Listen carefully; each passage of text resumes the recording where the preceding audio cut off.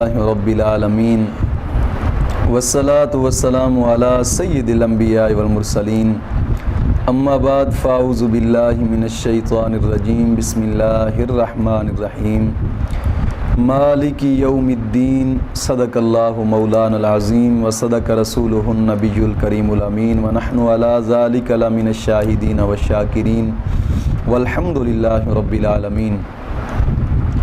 دوستو، میری کافی ساریاں مجبوریاں تھیں جس کی وجہ سے درس فقہ اور درس قرآن میں پڑھا نہیں سکا۔ کافی ساری مشکلات کا سامنا ہوتا ہے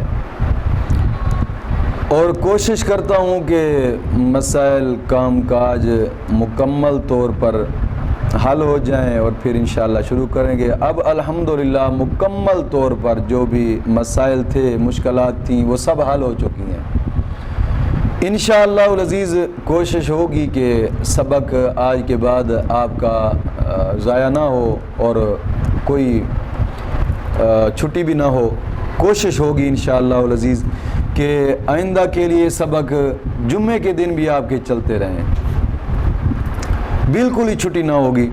اب ہر مشکلات سے اور ہر جناب علی مشکل کاموں سے نکل چکے ہیں اور اپنے جو مصروفیت تھی اہم وہ بھی ختم ہو چکی ہے۔ آج الحمدللہ اس کے بعد بس سبق ہی سبق ہوں گے اور اب ہم ہوں گے انشاءاللہ العزیز۔ مولا کریم فضل فرمائے گا، کوشش کریں گے کہ چھٹی نہ ہو، بالکل جمعے کی بھی چھٹی نہیں کریں گے۔ مولا کریم دین متین کی سمجھ عطا فرمائے۔ بہرحال آج کا سبق ہم نے سورۃ فاتحہ 3 آیتیں اس کی پڑھ چکے تھے اور آج 4تھی آیت شروع کریں گے۔ مالک یوم الدین، روز جزا کا مالک۔ آج اس کی تفسیر ہم نے پڑھی تھی، لیکن سب سے پہلے یاد رکھیں کہ اس آیت کا پچھلی آیت کے ساتھ تعلق کیا ہے، اس کو پہلے سمجھیں اور پھر اس کے بعد عالمانہ تفسیر ہوگی، پھر اس کے بعد سوال و جوابات ہوں گے۔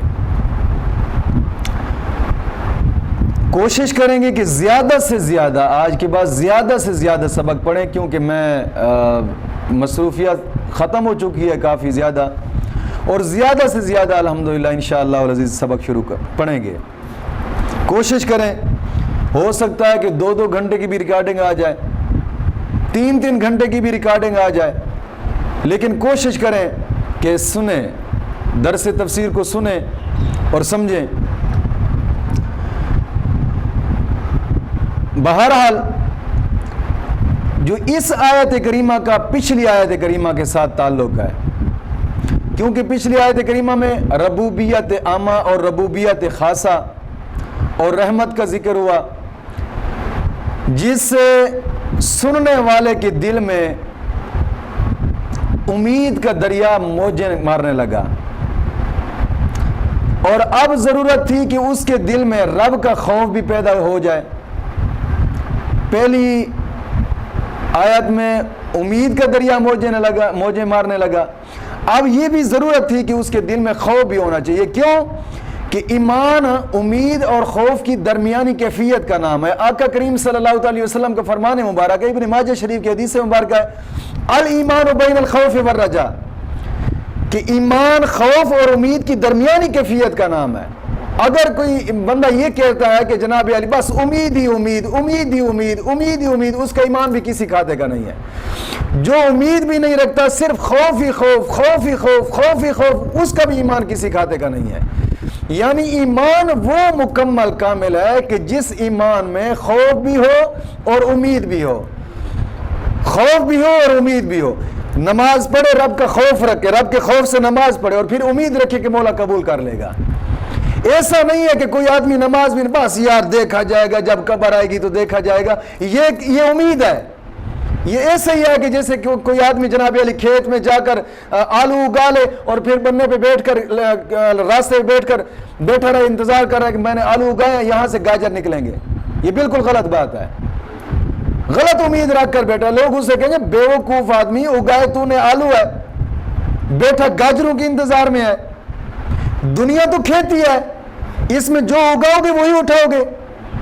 اگایا کچھ نہیں ہے, امید لگا کے بیٹھا ہے جنت کی, کہاں تجھے جنت ملے گی؟ ساری امید رکھنا, خوف بالکل ہی نہ رکھنا, یہ بھی ایمان نہیں ہے. خوف رکھنا, ساری امید نہ رکھنا, خوف رکھنا امید نہ رکھنا, یہ بھی ایمان نہیں ہے. ایمان امید اور خوف کی درمیانی کیفیت کا نام ہے. اس لیے رب کے قرآن نے یہاں پر پہلے امید کو بیان فرمایا, اب خوف کو بیان فرماتا ہے, تاکہ دونوں چیزیں آپ ذہن میں رکھیں اور آپ کا ایمان کامل ہو جائے. آپ کا ایمان کامل, کیونکہ کئی لوگ ایسے جناب علی دنیا میں رہتے ہیں, عیسائی ہیں, عیسائیوں کا عقیدہ ہے, عیسائیوں کا عقیدہ ہے جو ان کی ہر بائبل میں ملتا ہے. وہ کہتے ہیں دنیا میں جتنے بھی گناہ کر لو, جتنے بھی گناہ کر لو, اس کی کوئی سزا نہیں ملے گی. کیوں؟ وہ کہتے ہیں معاذ اللہ نعوذ باللہ من ذالک نقل کفر نہ باشد, کہ حضرت عیسیٰ علیہ السلام سولی پر چڑھے تھے اور سب گناہوں کو وہ کفارہ کر گئے ہیں. اب جتنے بھی گناہ کرتے جاؤ, کوئی گناہ نہیں ہے, کوئی اس کی سزا نہیں ہے. وہ اس امید پر ہیں, اور یہ جو امید انہوں نے رکھی ہے نا, وہ رب کے خوف سے بالکل بے خوف ہو گئے ہیں. رب کا ڈر, غضب کا ڈر ان کے دل میں رہا نہیں ہے. گناہ کرنے پر زیادہ دلیر ہو گئے ہیں, گناہ کرنے پر زیادہ دلیر ہو گئے ہیں. رب امید رکھ لیے, غضب سے نہیں ڈرے. امید رکھ لیے, غضب سے نہیں ڈرے, بالکل گناہ کرنے پر دلیر ہو گئے. لیکن آری لوگ جو ہے, ان کا عقیدہ کیا ہے؟ وہ کہتے ہیں کسی گناہ کی معافی نہیں ہو سکتی. آری لوگوں کا عقیدہ ہے کہ کسی گناہ کی معافی نہیں ہو سکتی, اس کی سزا ضرور بھگتنی پڑے گی. یہ لوگ رحمت سے مایوس ہو گئے ہیں, یہ لوگ رحمت سے مایوس ہو گئے اور گناہ کرنے پر دلیر ہو گئے ہیں. کیونکہ نا امیدی جو ہوتی ہے یہ بھی گناہ کرنے پر دلیر کر دیتی ہے, گناہ کرنے پر دلیر ہوتی ہے. سیانے مثال دیتے ہیں کہ جب تک بلی کتے سے بھاگنے کی موقع تلاش کرتی ہے, اس کو موقع مل جائے تو بھاگتی رہتی ہے, جب پھنس جاتی ہے تو پھر کتے پر حملہ کرنا شروع کر دیتی ہے, اس کا آگے کوئی راستہ نہیں ہوتا. احمد یار خان نعیمی نے ایک مثال یہاں پر لکھی, کہتے ہیں کہ جب پھانسی کا حکم ہو جاتا ہے کسی آدمی کو, پھر اس آدمی کی بہت زیادہ احتیاط کرنی پڑتی ہے, کیونکہ جو آدمی اپنی ہاتھ سے جان دھو بیٹھتا ہے وہ پھر کسی کو نہیں دیکھتا, کسی کو بھی مار سکتا ہے, وہ کسی چیز سے نہیں ڈرتا, بے خوف ہو جاتا ہے, بالکل بے خوف ہو جاتا ہے. تو رب کی رحمت کی امید ہو, اس کے غضب کا ڈر ہونا چاہیے. مسلمانوں کو حکم یہ ہے کہ یہ نہ تو عیسائیوں کے راستے پر چلیں, نہ ہی آریوں کے راستے پر چلیں. عیسائی رحمت کی امید لگا کر بیٹھے, بس ان کو غضب سے کوئی ڈر نہیں ہے. آج مسلمانوں میں بھی یہی عقیدہ پایا جا رہا ہے. خود ہمارے سنی ایسے ہیں کہ ہم تو جانا ہے یا رسول اللہ کہتے ہیں جنت کہاں آئے گی, جہنم کہاں آئے گی ہماری اس میں. کوئی تو بیوقوف یہ اشعار لکھ لیتے ہیں, جہنم میں تو کیا میرا سایہ بھی نہ جائے گا. جی یہ شعر پڑھتے ہیں, شبیر صاحب زبادی کئی تقریروں میں پڑھتا ہے. کئی ایسے جناب علی ہیں سنی خطیب اپنے آپ کو کہنے والے, جنت میں تو کیا میرا سایہ نہ جائے گا. کئی ترنم لا دینے, تو کیوں نہ جائے گا جنت میں تو کیا میرا سایہ, میں کیا میرا سایہ ہی نہیں جانا جہنم دے اندر. جہنم میں تو کیا میرا سایہ نہ جائے گا, یعنی میں کی جانا ہے جہنم دے اندر تو میرا سایہ ہی نہیں جانا. اللہ رب العزت نے دھمکیاں ڈائریکٹ, شرم آنی چاہیے. یہ عیسائیوں کا عقیدہ ہے, ان کی ہر بائبل میں لکھا ہوا ہے. کہاں عیسائیوں کا عقیدہ اپنی عوام میں بانٹ رہے ہیں. یاد رکھیں یہ عیسائیوں کا عقیدہ ہے, گناہ جتنے بھی کر لو کوئی سزا نہیں ہے, رحمت کی امید لگا کر بیٹھے, بس ان کو کوئی خوف نہیں ہے رب کا. مسلمانوں کا یہ ذہن اور عقیدہ ہونا چاہیے, اور یہی ایمان ہے, رب کا خوف سے بھی ڈرے اور اس کی رحمت کی امید بھی رکھیں, پھر ایمان کامل ہے. اور اسی کی تفسیر میرے نبی اکرم صلی اللہ علیہ وسلم نے فرمائی ہے. ہاں یاد رکھیں. اور دوسرا تعلق اس آیت کا پچھلی آیت کے ساتھ وہ یہ ہے، بعض لوگ اس امید پر عبادت کرتے ہیں، بعض لوگ اس امید پر عبادت کرتے ہیں، اور بعض لوگ جوتے کے خوف سے عبادت کرتے ہیں. بعض لوگ امید پر، رحمت کی امید پر عبادت کرتے ہیں، اور بعض لوگ جوتے کے خوف سے عبادت کرتے ہیں. تو امید والوں کے لیے وہ پہلی آیت ہے، خوف والوں کے لیے دوسری آیت ہے. اس آیت کا پچھلی آیت کے ساتھ یہ تعلق تھا جو میں نے بیان کیا ہے. اب ہے اس کی تفسیر. اب تفسیر مالک یوم الدین، لفظ مالک، پہلے لفظ مالک پر بحث کریں گے، پھر یوم پر بحث کریں گے، پھر دین پر بحث کریں گے. الگ الگ بحث ہوگی اور پھر ان کے اوپر جو اعتراضات چلے ہیں ان اعتراضات کے جوابات دیے جائیں گے. لفظ مالک، قاریوں کا اس لفظ میں اختلاف ہے. بعض قاری ملک پڑھتے ہیں، بعض قاری مالک پڑھتے ہیں. ملک اور مالک آپ نے تلاوتوں میں کہیں سنا ہوگا، پڑھ رہے ہوتے ملکی یوم الدین، ملکی یوم الدین اور مالکی یوم الدین. اس میں اختلاف ہے قاریوں کا. تو ملک سمجھیں، ملک کا معنی ہوتا ہے بادشاہ، ملک کا معنی ہوتا ہے بادشاہ، اور مالک کے معنی ہوتے ہیں مالک. ملک کا معنی بادشاہ، مالک کے معنی مالک. تو بہرحال کچھ بھی ہو جائے، ملک ملک ان سے ملک بنا ہے، ملک ان سے، مالک لفظ ملک ان سے ہی بنا ہے. ملک ان سے بنا ہے. لفظ کے لفظی معنی جو ہیں وہ ہے مضبوطی اور قوت بادشاہ، یعنی بادشاہ کی جو طاقت ہوتی ہے اس کو بھی مالک کہتے ہیں. مالک اس لیے کہتے ہیں کہ اس کو اپنی مملوک اور رعیت سے تعلق بھی ہوتا ہے. مالک اس لیے کہتے ہیں اپنی مملوک اور رعیت سے تعلق بھی ہوتا ہے، اس پر قدرت بھی ہوتی ہے اور مضبوطی سے سب پر قابض بھی ہوتا ہے. جو لوگ ملک پڑھتے ہیں، جو لوگ ملک پڑھتے ہیں وہ اس چیز کو دلیل دیتے ہیں کہ جناب علی بادشاہ کا درجہ عام مالکوں سے زیادہ ہوتا ہے. وہ یہ دلیل دیتے ہیں بادشاہ کا درجہ عام مالکوں سے زیادہ ہوتا ہے، لہٰذا ملک پڑھنا بہتر ہے. یہ ان کی صرف ایک ہی دلیل ہے بس. اور جو لوگ مالک پڑھتے ہیں وہ اس کا ملک کا معنی کیا کہتے ہیں؟ ملک پڑھنا لہٰذا اس لیے بہتر ہے جس کے معنی ہوتے ہیں قیامت کے دن کا بادشاہ، قیامت کے دن کا بادشاہ. لیکن مالک پڑھنے والے کہتے ہیں کہ بھائی مالک پڑھنا زیادہ بہتر ہے. اور اس پر تفسیر کبیر والے نے 9 دلائل دیے ہیں. انہوں نے ایک دلیل دی ہے، تفسیر کبیر والے نے کہتے ہیں کہ مالک پڑھنا زیادہ بہتر ہے، اس پر انہوں نے 9 دلیلیں دی ہیں. اب ان 9 دلیلوں کی تشریح دیکھیں. گویا کہ یہ تفسیر کا اگر الگ کلپ بنایا جائے تو یہ بنے گا کہ مالک اور ملک میں اختلاف اور اس پر دلائل، یہ بھی ہو سکتا ہے. یعنی کہ اس سبق کو اس لفظ معنی ملک کے لفظ کو اس طریقے سے بھی سمجھ سکتے ہیں. پہلے اس کی دلیل کو سمجھے، ایک دلیل جنہوں نے ملک پڑھا ہے. اب جو مالک پڑھتے ہیں تفسیر کبیر والوں نے، انہوں نے جناب علی 9 دلیلیں یہاں پر تحریر کی ہیں. ان میں سے سب سے پہلی دلیل تفسیر کبیر والے کہتے ہیں بھائی مالک جو لفظ ہوتا ہے نا مالک، اس میں ہوتے ہیں 4 حرف، 4 حرف.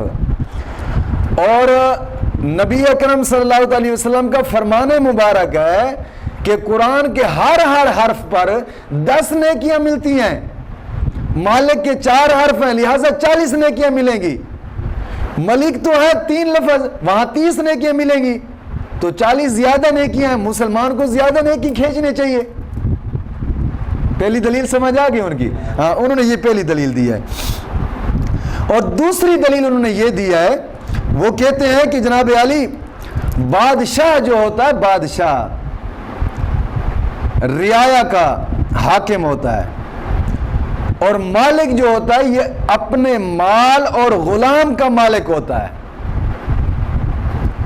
مال اور غلام کا مالک ہوتا ہے، لیکن رعیت کے مقابلہ میں زیادہ قبضہ اپنے مملوک پر مالک کا ہوتا ہے۔ بات سمجھ آئے کہ نہیں؟ اپنے مملوک پر مالک کا زیادہ قبضہ ہوتا ہے، کیونکہ رعیت میں بعض وہ بھی ہوتے ہیں کہ جن کو بادشاہ کی مجبوراً رعایت کرنی پڑتی ہے، بادشاہ کی مجبوراً رعایت کرنی پڑتی ہے، بلکہ رعایا کو رعایا کہتے بھی اس لیے ہیں کہ بادشاہ اس پر رعایت کرے، بادشاہ اس پر رعایت کرے۔ یا ہمارے بادشاہ نہ سمجھے یہ رعایت کہاں کرتے ہیں، یہ تو آئے دن پیٹرول کو اٹھا کر لے جا رہے ہیں، کون سی رعایت کر رہے ہیں؟ ہاں، وہ مسلمان بادشاہ ہوتے ہیں، مسلمان بادشاہ ہوتے ہیں وہ کہ جو مخلوق پر رعایت بھی کرتے ہیں، رحم دلی سے بھی اپناتے ہیں اور کوشش کرتے ہیں کہ ان کو تکلیف کوئی نہ ہو، وہ مسلمان بادشاہ ہوتے ہیں۔ اور جو مسلمان بادشاہ ہوتے ہیں کوئی بھی ملک میں حضور کی گستاخی کر جائے تو ان کے خلاف اٹھنا بھی نہیں پڑتا، وہ خود بخود سزا دے ڈالتے ہیں، ان کے خلاف احتجاج نہیں کرنا پڑتا، جیسا آج کل جناب احتجاج ہو رہے ہیں۔ میرے اشارے کو بھی سمجھنا چاہیے۔ تو لہذا ملک سے مالک پڑھنا بہتر ہے، یہ قاری کہتے ہیں، ان کی یہ دوسری دلیل تھی۔ تیسری دلیل یہ کہتے ہیں کہ رعایا اپنے آپ کو بادشاہ کی حکومت سے نکال سکتی ہے، رعایا اپنے آپ کو بادشاہ کی حکومت سے خود نکال سکتی ہے۔ نکالنے کے دو طریقے ہیں، یا تو اس بادشاہ کے ملک سے نکل کر کسی اور ملک میں چلے جائیں، اس کے ملک سے نکل گئے ہیں، یا پھر بادشاہ کو ہی معزول کر دیں ملک سے، اس کی بادشاہ سے خود نکل گئے۔ تو جو جناب رعایا اپنے بادشاہ کو، اپنے آپ کو بادشاہ سے کی حکومت سے نکال سکتی ہے، لیکن مملوک جو ہوتا ہے نا، مملوک یہ اپنے مالک کی ملکیت سے اپنی خوشی سے کبھی نہیں نکل سکتا، اپنی خوشی سے کبھی نہیں نکل سکتا۔ لہذا مالک کی ملکیت بادشاہ کی ملکیت سے زیادہ قوی ہے، زیادہ طاقتور ہے، اس لیے مالک پڑھنا زیادہ بہتر ہے۔ مالک یوم الدین۔ اب ان کی آگئی ہے چوتھی دلیل تفسیر کبیر والوں کی، میں مختصر اور جامع لفظوں میں اس لیے بیان کرتے جا رہا ہوں تاکہ ٹائم زیادہ وقت نہ لگے، 1 گھنٹے کے اندر کام مکمل ہو جائے۔ چوتھی دلیل وہ یہ ہے کہ بادشاہ اپنی رعایا کے مال اور جان کا بالکل مالک نہیں ہوتا، بادشاہ اپنی رعایا کے جان اور مال کا بادشاہ مالک کبھی نہیں ہوتا۔ یہ جو بادشاہ ہے، ہماری کون سی جان اور ہمارے مال کے یہ مالک تو نہیں ہے۔ بادشاہ اپنی رعایا کے جان اور مال کا مالک نہیں ہوتا، لیکن جو مالک ہوتا ہے وہ اپنے مملوک کی جان اور مال سب کا مالک ہوتا ہے۔ سمجھ آگے کہ نہیں آئی؟ تو اس لیے مالک پڑھنا زیادہ بہتر ہے، یہ ان کی چوتھی دلیل تھی۔ پانچویں دلیل یہ ہے کہ رعایا ہر کام کرنے میں بادشاہ کی اجازت لینے کی محتاج نہیں ہوتی، رعایا ہر کام کرنے میں بادشاہ سے اجازت لینے کی محتاج نہیں ہوتی۔ جیسے ہم ہیں، ہم کون سا ہر کام کرنے سے بادشاہ سے اجازت لیتے ہیں؟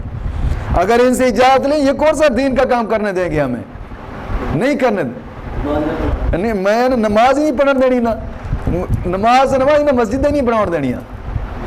جی ہاں، تسی تو نماز ہی گل کرتے پے ہو، نہ مسجد ہی نہیں بنا دینی اللہ والے۔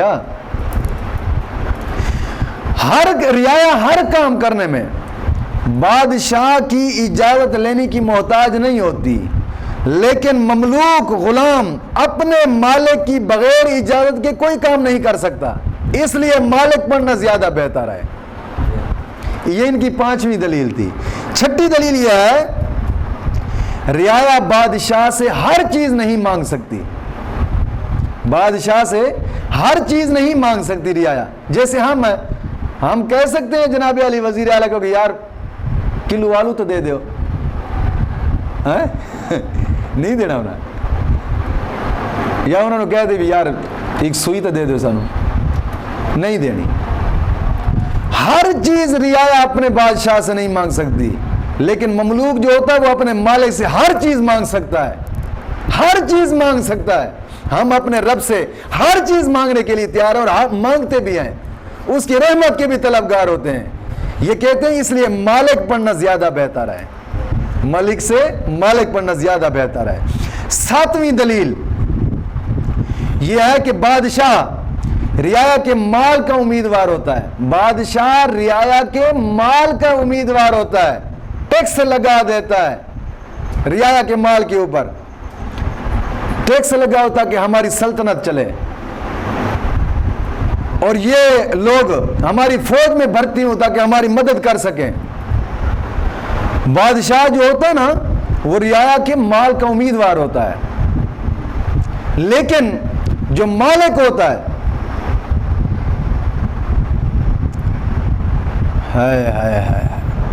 اپنے غلام سے ان باتوں سے بے نیاز ہوتا ہے۔ تو جناب علی اس سے مال، مملوک سے مال لیتا نہیں ہے مالک، بلکہ دیتا ہے، لیتا نہیں ہے، دیتا ہے، اپنے فضل و کرم کا طالب رکھتا ہے اپنے غلام کو، مملوک کو، اس کو دیکھتا ہے، اس پر کرم نوازی فرماتا ہے، اس کو دیتا ہے، اس کی ہر حاجت کو پورا کرتا ہے۔ اس لیے کہتے ہیں ملک سے مالک پڑھنا زیادہ بہتر ہے۔ اب آٹھویں دلیل وہ کہتے ہیں کہ ملک سے مالک پڑھنا زیادہ بہتر، اس کی آٹھویں دلیل یہ ہے کہ بادشاہ تندرست اور جوان ہی کو اپنی فوج میں بھرتی کرتا ہے، بیماروں اور کمزوروں کو نہیں لیتا، لیکن مالک اپنے بیمار اور کمزور غلام کا علاج کرواتا ہے اور بڑھاپے میں اپنے غلام کی جناب مدد کرتا ہے۔ اگر وہ کسی مصیبت میں پھنس جائے تو اپنے غلام کو چھڑواتا ہے۔ اس لیے ملک سے مالک پڑھنا زیادہ بہتر ہے۔ اب ہے نویں دلیل، یعنی آخری دلیل اس لفظ کے اوپر، تفسیر کبیر والوں نے جو لکھی ہے وہ یہ کہ بادشاہت میں ہیبت ہوتی ہے، بادشاہت میں ہیبت ہوتی ہے اور ملکیت میں رحمت ہوتی ہے۔ بادشاہ میں ہیبت ہوتی ہے، ملکیت میں رحمت ہوتی ہے۔ تو اللہ رب العزت اپنے بندوں پر رحیم بھی ہے اور کریم بھی ہے۔ ان وجوہات سے ملک سے مالک پڑھنا زیادہ بہتر ہے۔ یہ تھا دلائل علماء کے جو تفسیر کبیر میں انہوں نے تحریر کی ہیں، اور لفظ ملک کا معنی بھی سمجھ آ گیا ہے۔ اب کہ روز جزا کا مالک، یعنی مالک پڑھنا، مالک یوم الدین پڑھنا زیادہ بہتر ہے، اور مالک ہی اس کا ترجمہ کرنا زیادہ بہتر ہے۔ سمجھ آ گیا؟ اب ہے لفظ یوم الدین، بدلے کا دن۔ یوم عربی میں دن کو کہتے ہیں، یوم عربی میں دن کو کہتے ہیں، اور دن ہوتا ہے آفتاب کی حرکت سے۔ آفتاب حرکت کرتا ہے اس لیے اس کو دن کہا جاتا ہے، لیکن قیامت کے دن آفتاب تو حرکت نہیں کرے گا، ایک ہی جگہ پر ٹھہرا رہنا ہے۔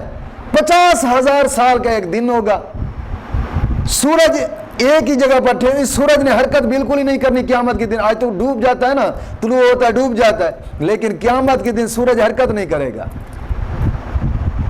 سورج حرکت نہیں کرے گا۔ لہذا جو حرکت نہ کرے وہاں سے وقت مراد ہے، یعنی قیامت کے دن کا وقت، قیامت کے دن کا زمانہ، اور قیامت کے دن جو بھی واقعات ہوں گے سب واقعات کا رب مالک ہے۔ اس کا معنی یہ بن جائے گا۔ بڑا مشکل ہے، 50,000 سال کا دن ہوگا اور دن حرکت بھی نہیں کرے گا، نیزے برابر ہوگا، زمین تانبے کی ہوگی، گناہ جناب علی کندھوں سے اتر کر پانی بن کر پاؤں کے نیچے ہوں گے، گرم ابلتا ہوا پانی ہوگا گناہوں کا، تانبے کی زمین، اوپر سے گرم دھوپ، کیسے برداشت ہوگی یار، کیسے برداشت ہوگی؟ عقل مند انسان وہی ہے کہ جو دنیا میں رہ کر ہی اپنی آخرت کے بارے سوچ جائے۔ بس یہ دنیا 4 دن کی ہے، بزرگ فرماتے ہیں 3 سانسوں کا نام ہے دنیا، ایک سانس جو لے لیا دوسرے سانس جو لے رہے تیسرے سانس کا پتہ بھی نہیں ہے لے سکتے یا نہیں لے سکتے. تو قیامت کے دن کیسے گزر اوقات ہوگا. اور نیکوکاروں کے لیے قیامت کا 50,000 سال کا دن ایسے گزرے گا جیسے عصر کی نماز کے 4 فرض پڑے ہیں. کیا ٹائم گزرتا ہے جی. ہاں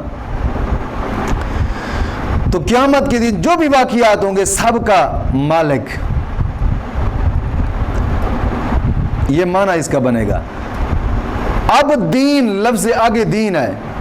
دین کے 2 معنی ہیں, ایک بدلہ یعنی فیصلہ انصاف, اور دوسرا معنی ہوتا ہے ملت. دین کا, دین کے 2 معنی ہوتے ہیں, بدلہ اور ملت. یعنی بدلے سے مراد فیصلہ اور انصاف, اور دوسرا معنی ہوتا ہے دین کا ملت. یعنی مذہبی عقیدے قیامت کے دن کو دین کا دن یا تو اس لیے کہتے ہیں, اس میں 2 دلیلیں, یا تو اس لیے کہتے ہیں کہ اس دن تمام دینوں یعنی ملتوں کے فیصلے ہوں گے, تمام دینوں کے تمام ملتوں کے فیصلے ہوں گے. دنیا میں دیندار اور بے دین یکساں پل رہے ہیں, برابر پل رہے ہیں بالکل. بازار اور حق اور باطل کا پتہ بھی نہیں چلتا عقل کے اندھوں کو. ہاں باطل تو نہیں پتہ چل رہا بھائی اب بھی تو, لیکن اس دن سب پتہ چل جائے گا, اس لیے اس دن کو دین کہتے ہیں.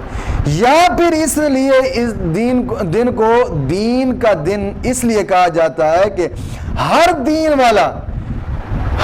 والا دین اس لیے اختیار کرتا ہے کہ اس دن نجات ہو جائے اس کی. ہر دین والا دین اس لیے اختیار کرتا ہے کہ اس دن اس کی نجات ہو جائے. عیسائی, یہودی, پارسی, مسلمان, تو جس قدر مذہب ہیں سب اس دن کے قائل ضرور ہیں. سب اس دن کی مصیبت سے بچنے کے لیے جناب علی مذہب اختیار کر رہے ہیں. سب اس دن سے بچنے کے لیے اپنے دین اختیار کر رہے ہیں. اگرچہ ان دین میں سے سب دین باطل ہیں, صرف دین اسلام حق ہے, سچ ہے. بس سب دین باطل ہیں, دین اسلام ہی سچا ہے. یا پھر یہ تیسری تعلیل, یا پھر دین اس لیے کہتے ہیں کہ اس دن کوئی دنیاوی کام نہیں ہوگا. اب تو ان دنوں میں دنیاوی کام کرتے ہیں نا, گھر بھی بناتے ہیں, کھیتی اگاتے ہیں, جناب علی کھیتی کو کاٹتے ہیں, مال کو چراتے ہیں, کپڑے سلائی کرتے ہیں, کھانا بناتے ہیں, سب کچھ دنیا کے کام بھی کرتے ہیں. اور ساتھ دین کا کام بھی کوئی کرتا ہے, دین کے کام بھی کرتے ہیں. لیکن اس دن دنیا کا کوئی کام نہیں ہوگا, سب کام دینی ہوں گے.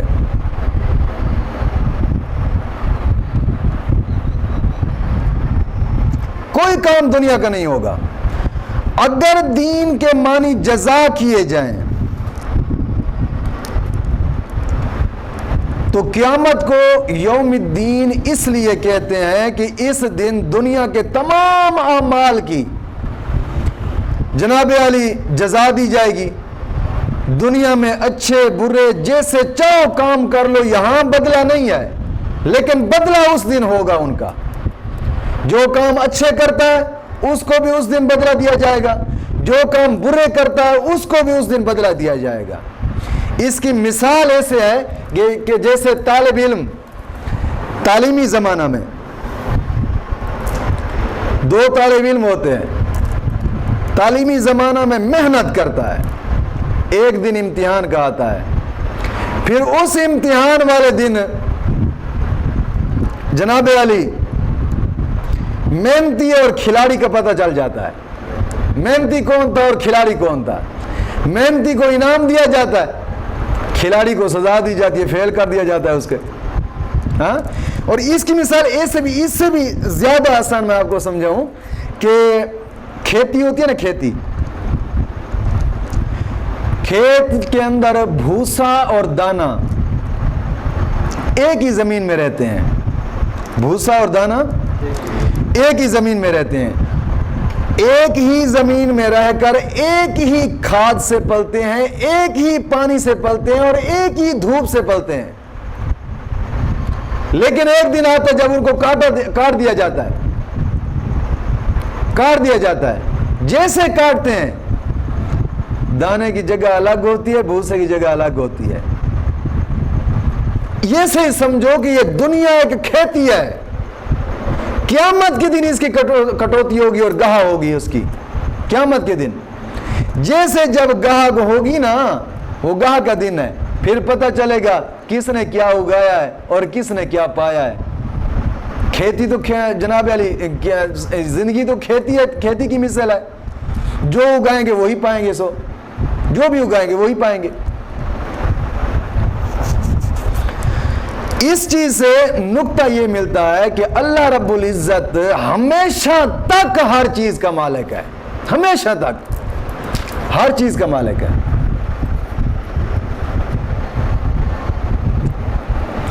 بالخصوص قیامت کے دن کا مالک ہونا، اس کی چند وجوہات ہیں۔ تفسیر فخر الدین رازی رحمۃ اللہ تعالی علیہ تعریف فرماتے ہیں کہ جب پہلی وجہ یہ ہے کہ جب مالک کی عظمت دکھانی منظور ہوتی ہے نا، عظمت دکھانی منظور ہوتی ہے، تو اس کی ملکیت کو کسی بڑے مملوک کی طرف جناب علی نسبت دی جاتی ہے۔ بادشاہ کی سلطنت بہت سے ملکوں، شہروں، قصبوں میں ہوتی ہے اور گاؤں پر بھی ہوتی ہے، لیکن جب بھی اس کی عظمت کو ظاہر کرتے ہیں تو بولتے کیا ہے؟ شاہ ہند۔ حالانکہ صرف ایک شہر کا تو بادشاہ نہیں ہے، یا شاہ دہلی۔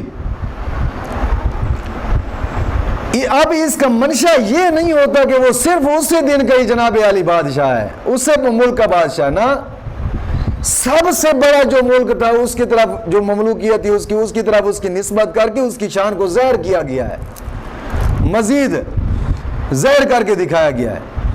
اللہ رب العزت کو رب کعبہ، رب محمد اس لیے کہا جاتا ہے کہ محمد سے بڑھ کر رب تعالیٰ نے کوئی چیز پیدا فرمائی ہی نہیں ہے، اس سے بڑھ کر کیا پیدا فرمایا ہے؟ اعلیٰ۔ اس سے اس کے نام کی عظمت ظاہر ہوتی ہے، رب کے نام کی۔ اس لیے رب تعالیٰ کو رب محمد اور رب کعبہ کے نام سے بھی یاد کیا جاتا ہے۔ دوسری وجہ یہ ہے کہ دنیا میں بظاہراً اور بھی عارضی مالک ہیں، ہندوستان کا فلاں بادشاہ مالک، جاپان کا فلاں بادشاہ، جناب علی یہ گھر فلاں کا ہے، یہ محل فلاں کا ہے، یہ رقبہ فلاں کا ہے۔ لیکن قیامت کے دن وہ دن ہوگا کہ جب کوئی بھی کسی چیز کا مالک نہیں ہوگا، کوئی بھی کسی چیز کا مالک نہیں ہوگا۔ رب تعالیٰ خود ارشاد فرمائے گا لمن الملک اليوم، بتاؤ آج کس کا ملک ہے؟ کوئی بھی جواب نہیں دے سکے گا، لیکن مولا کریم خود ہی جواب ارشاد فرمائے گا للہ الواحد القہار۔ تیسری وجہ یہ ہے بڑے مالک کی طرف نسبت کرنے سے اس چیز کی عزت ظاہر ہوتی ہے، بڑے مالک کی طرف نسبت کرنے سے چیز کی عزت ظاہر ہوتی ہے۔ کہا جاتا ہے نا بادشاہ کا محل ہے، محل کی عزت ظاہر کر رہے ہیں۔ رائی بینڈ میں نواز شریف کا محل ہے جی، جاتی امرہ میں بنی گالہ میں عمران خان کا محل ہے جی، بال نہیں سمجھ آئی؟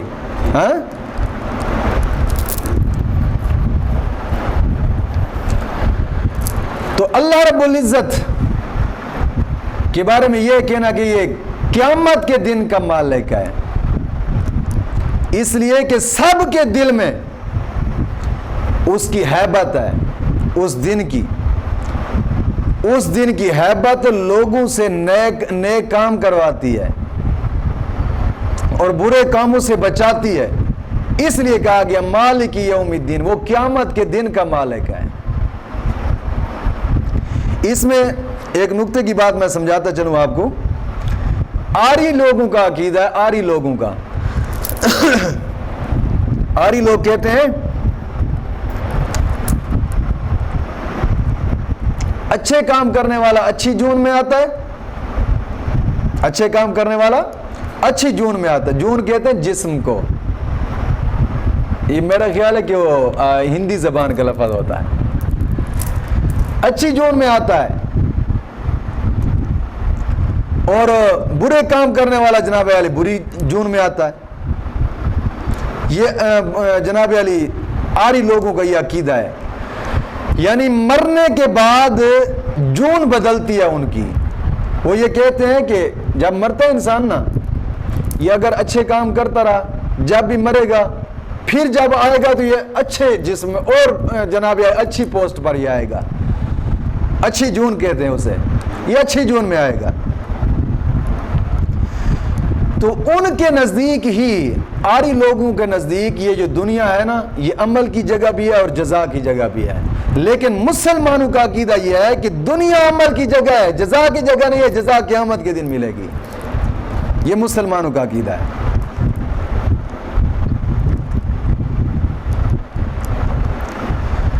لیکن دنیا میں بھی جو کچھ اچھی جزا کبھی کبھار مل جاتی ہے کچھ کاموں میں, جس طرح کہ ماں باپ کی عزت اور احترام کرنا. ماں باپ کی عزت اور احترام کرنے والا شخص دنیا میں ذلیل نہیں ہوتا. جو احترام نہیں کرتا وہ ذلیل ہو جاتا ہے. اور دنیا کی ماں باپ کی عزت کرنے والے لوگوں کو دنیا میں خوشحالی ہوتی ہے, ذلت اور رسوائی نہیں ہوتی. اگرچہ اس کی جزا کچھ نہ کچھ دنیا میں مل جاتی ہے, لیکن یہ ایسے ہے جیسے سرکاری نوکری کرنے والا بندہ نوکری سے پہلے بھتہ دیتا ہے. نوکری سے پہلے, یا مجرم کی مثال سمجھ لو. مجرم کو پولیس لے جاتی ہے, حوالات میں رکھ دیتی ہے, وہ اسے بھتہ دیتا ہے, رشوت دیتا ہے اس کا. اب یہ جو حوالات میں بیٹھا ہے نا, حوالات میں, یہ اس کے جرم کی سزا نہیں ہے. جرم کی سزا تو جناب علی فیصلہ ہونے کے بعد جیل میں ہوتی ہے. یہ جو پہلے بھتہ دے رہا ہے یہ تو بھتہ ہے, یہ تو رشوت ہے. یہ کون سے جزا دے رہا ہے؟ تو یہ آریوں کا جو یہ عقیدہ ہے نا کہ دنیا میں اس کی جزا مل جاتی ہے, یہ عقل کی بھی خلاف ہے. چلو عقل کے خلاف نہ ہوتا نا, یہ تو عقل کی بھی خلاف ہے. اس لیے عقل کے خلاف یہ ہے کہ پہلی بات تو یہ ہے کہ جب دوسری جون میں پہنچ کر پہلی جون کا آرام یا تکلیف یا جناب علی جزا وہی اگر نہ رہی تو اس کو اپنے گزشتہ اعمال کا احساس کیا ہوگا؟ گزشتہ اعمال کا تو پھر اس کو سزا کیسے ہوگا, تکلیف اور غم وہ کیسے محسوس کرے گا؟ مثال کے طور پر ایک شخص ہے, آج وہ فقیر ہے, بے نوا ہے. ان کے قیدے سے تو پہلے وہ کسی اچھے حال میں زندگی گزار گیا تھا, لیکن اپنی بد فعلی کے باعث وہ اب فقیر بنا ہے. وہ یہ کہتے ہیں اب وہ بد فعلی کی بنا پر وہ جناب علی فقیر بنا کر پھر دوبارہ اس کو بھیجا گیا ہے, جبکہ اس سے وہ یاد بھی نہ رہا کہ پہلی جون میں میرے ساتھ کیا ہوگا, کیا ہوا تھا, میرے عمل کیا تھے, اس وقت میں نے کیا کیا تھا, کس عیش میں تھا, یہ تو اس کو پتہ بھی نہیں ہے. تو پھر یہ کس عمل کی سزا ہے اس کی؟ اس کو اب اس فقیری میں جو تکلیف ہی کیا ہوگی, کیونکہ جب اس کو پہلے وہ یاد ہی نہیں تو فقیری میں اس کو کیا تکلیف ہوگی؟ تو بات یہ ہے کہ وہ فقیری میں تو پہلے سے خوش اور مست رہے گا. یہ ان کا عقل کی بھی خلاف ہے. اور دوسری بات یہ ہے, اگر یہ عقیدہ صحیح ہوتا تو دنیا میں جانداروں کی جو تعداد ہے نا, جانداروں کی تعداد اور وزن یہ قائم رہتا, تعداد اور وزن قائم رہتا.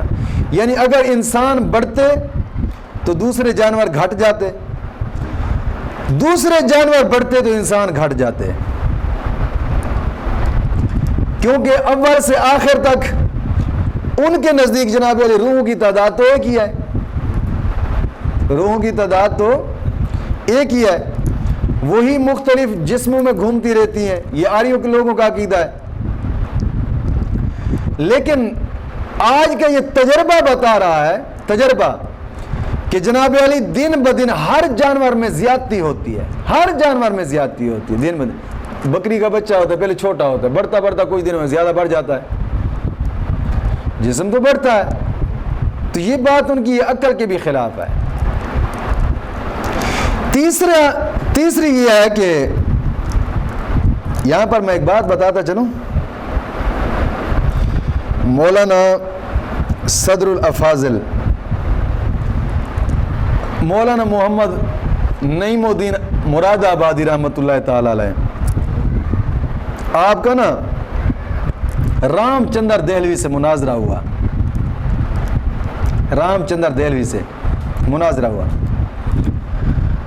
آپ نے دریافت فرمایا کہ مہاشا جی، انڈین تھے، انڈیا کا لفظ ہے، مہاشا جی کوئی دنیا میں ایسا بھی گزرا ہے کہ جس نے کوئی گناہ نہ کیا ہو؟ رام چندر کہنے لگا کہ ہاں لاکھوں ایسے ہیں کہ جس میں کبھی گناہ نہیں کیا۔ سب سے بڑی تو رشی منی ہے جن پر وید آئی ہے، وید کتاب ہے ان کی، جن پر وید آئی ہے، سب سے بڑے تو وہ رشی منی ہے، انہوں نے کبھی کوئی گناہ نہیں کیا۔ آپ نے فرمایا اچھا یہ بتاؤ مہاشا جی کہ ایسے بے گناہ انسان کو کس جون میں جانا چاہیے، کس جون میں جانا چاہیے؟ وہ کہنے لگا کہ ان کو ایسی جون میں جانا چاہیے کہ جہاں ہر طرح کی راحت اور آرام ہو۔ مہاشا جی کہنے لگا کہ ہر طرح کی راحت اور آرام ہو، ایسے جون میں جانا چاہیے۔ آپ نے فرمایا اچھا یہ بتاؤ وہ جون کون سی ہے جس میں راحت اور آرام ہے؟ وہ جون کون سی ہے؟ جب یہ بات کہی نا، اس نے کہا، مہاشا جی نے کہا کہ وہ جون بادشاہ بن کر آتے ہیں، وہ بادشاہ بن کر آتے ہیں، آرام اور راحت ہوتی ہے ان کو۔ آپ نے فرمایا بادشاہ کو تو زیادہ سے زیادہ تکلیف ہوتی ہے، کیونکہ سب لوگوں کو جناب علی روٹی کی فکر ہوتی ہے، بادشاہ کو ملک کی فکر ہوتی ہے۔ یہ تو کیسے کہہ رہا ہے کہ اس کو آرام اور سکون ہے؟ غریب لوگ جو ہوتے ہیں وہ رات کو آرام اور سکون سے سوتے ہیں، لیکن بادشاہ رات کو تارے گن گن کر سوتا ہے، انصاف والا ہو تو عالم دین ہو، تارے گن گن کر سوتا ہے۔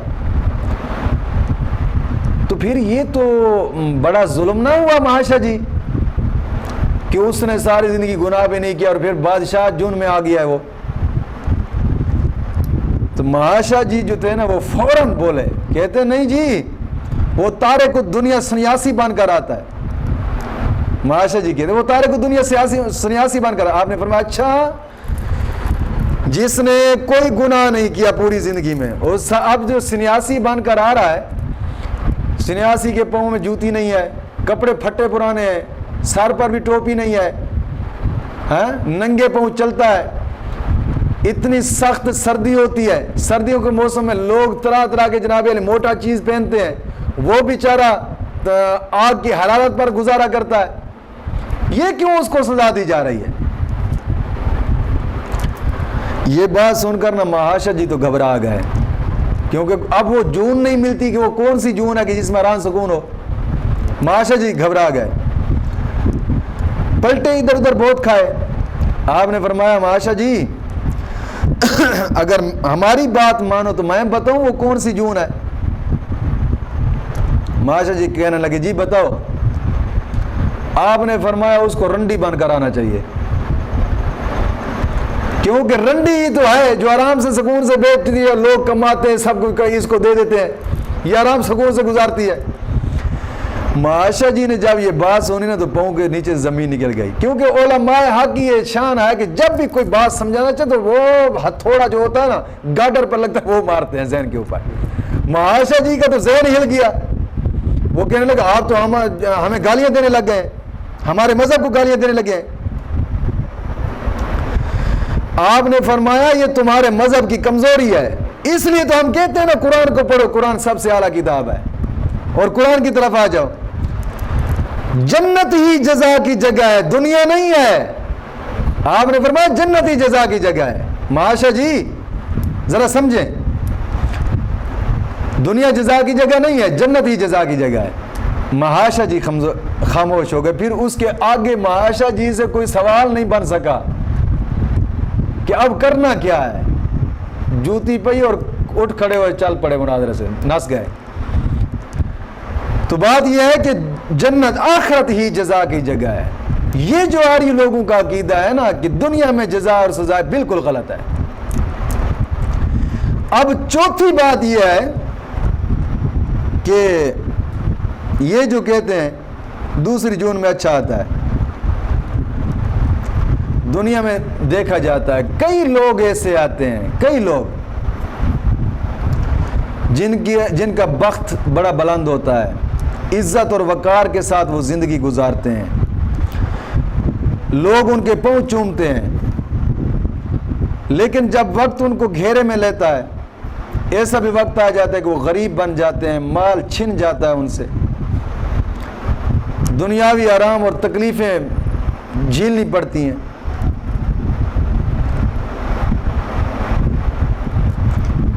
تو بات یہ ہے کہ دنیا میں ہی یہ جو ان کا عقیدہ ہے کہ ان کو جزا اور سزا ملتی ہے، یہ عقل کے بھی خلاف ہوتا ہے. کیونکہ کئی لوگ ایسے ہوتے ہیں دنیا میں سکون اور آرام سے زندگی گزار گئے.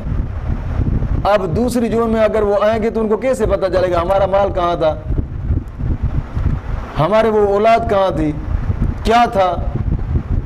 اس کو عقل بھی نہیں مانتے. تو یہ سب آریوں کا یہ بالکل جھوٹا من گھڑت اور باطل عقیدہ ہے. اس کے بارے میں اس کو عقل بھی نہیں مانتی، کسی کھاتے کا نہیں ہے. اب اس پر اعتراض آری لوگ یہ کرتے ہیں کہ قرآن شریف میں اس آیت سے معلوم ہوتا ہے کہ رب تعالیٰ صرف قیامت کے دن کا مالک ہے.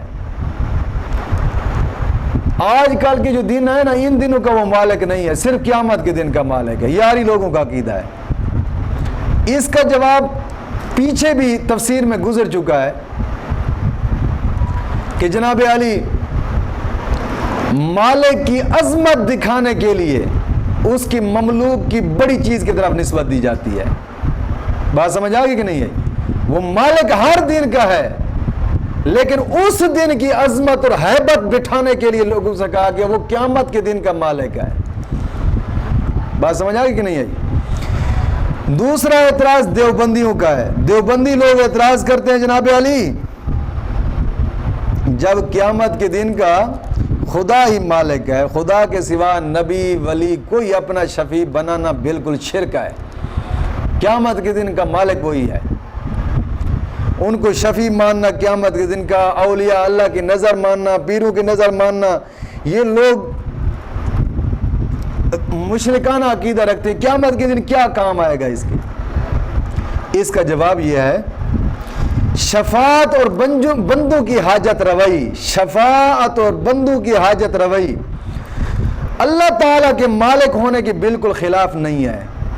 کیوں؟ اس لیے کہ انبیاء کرام، اولیاء کرام اور علماء کرام اس لیے شفاعت نہیں کریں گے کہ جناب علی وہ اس دن کے حقیقی مالک ہیں. اس لیے شفاعت نہیں کریں گے، بلکہ اس لیے وہ شفاعت کریں گے کہ وہ مالک حقیقی کے پیارے ہیں، اس لیے شفاعت کریں گے. وہ مالک حقیقی کے پیارے ہیں اس لیے شفاعت کریں گے. ان کی بات وہاں سنی جائے گی. اگر وہ مالک کے حقیقی ہوتے تو شفاعت کی کیا معنی ہے؟ پھر وہ خود بخش دیتے. دنیا میں بھی ہر چیز کا مالک پروردگار ہے، مگر یہاں بھی بڑے حاکموں کی طرف جناب علی سفارش ہی سے کام چلتا ہے. یہاں دنیا میں بھی، حالانکہ مالک وہی ہے دنیا کا. حاکموں کی طرف جب جاتے ہیں تو جناب علی سفارش سے کام چلتا ہے، اچھی سفارش سے لے جاتے ہیں. تو لہٰذا یہ بات ان کی بالکل غلط ہے کہ شفاعت بس جائز ہی نہیں ہے. نہ، ہم یہ کہتے ہیں کہ وہ سفارش کریں گے کیونکہ وہ مالک حقیقی کے پیارے ہیں، اس لیے وہ شفاعت کریں گے اور ان کو حکم ہوگا.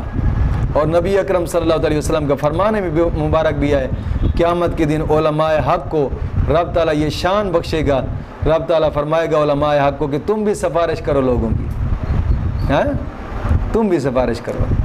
مولا کریم دین متین کی سمجھ عطا فرمائے۔